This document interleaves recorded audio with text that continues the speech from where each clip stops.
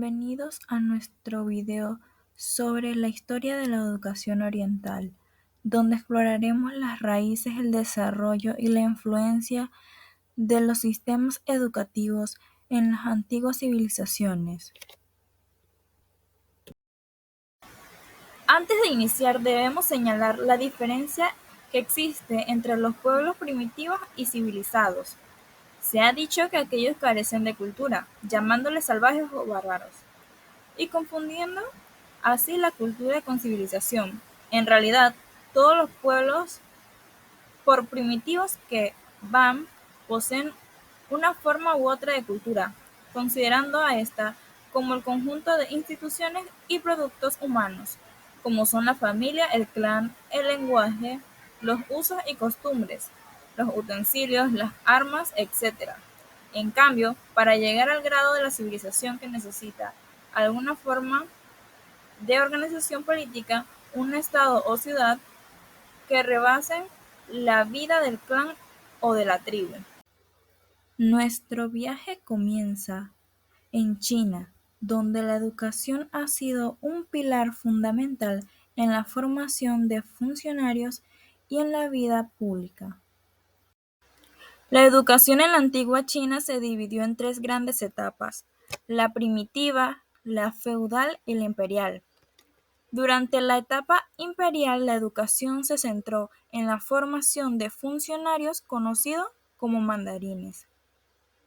La influencia de Confucio, un pensador y reformador, fue crucial. Sus enseñanzas promovían la moralidad, la civilidad y el respeto hacia los maestros. Ahora nos dirigimos en la India, donde la educación se fundamenta en los Vedas, textos sagrados que han guiado la vida espiritual y cultural del país. La educación era más espiritual y se centraba en la renuncia a los bienes materiales. Los estudiantes conocidos como chichías vivían con sus maestros, quienes eran venerados como figuras de autoridad. El Código de Manú enfatizaba la importancia de la educación y la relación entre el maestro y el alumno, que era sagrada. Exploramos la educación en Egipto, donde la estructura social y la religión jugaron un papel crucial.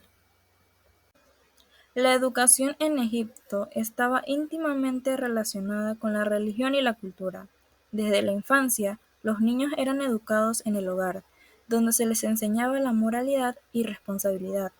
La escritura, un aspecto crucial de la educación, se utilizaba para registrar conocimientos y leyes.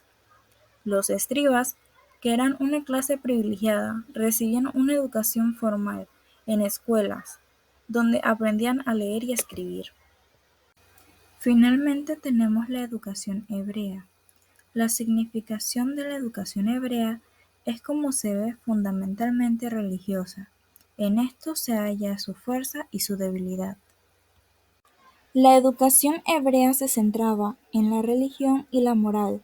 Durante la época del destierro en Egipto, el pueblo hebreo desarrolló un fuerte sentido de identidad cultural y religiosa.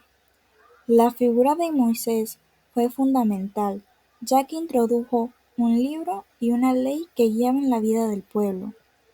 La educación se transmitía principalmente en el hogar, donde el padre era el instructor natural. Con el tiempo y tras el contacto con culturas más avanzadas, surgieron escuelas que enseñaban leyes y escrituras, formando a los rabinos, quienes se convirtieron en maestros y profesores. La educación en las civilizaciones orientales no solo formó a los individuos, sino que también cimentó las bases de sus culturas. A través de la historia hemos visto cómo estas tradiciones educativas han influido en el desarrollo de la humanidad. La importancia de la educación sigue siendo relevante hoy en día. Muchas gracias por acompañarnos en este recorrido educativo. Esperemos les haya gustado.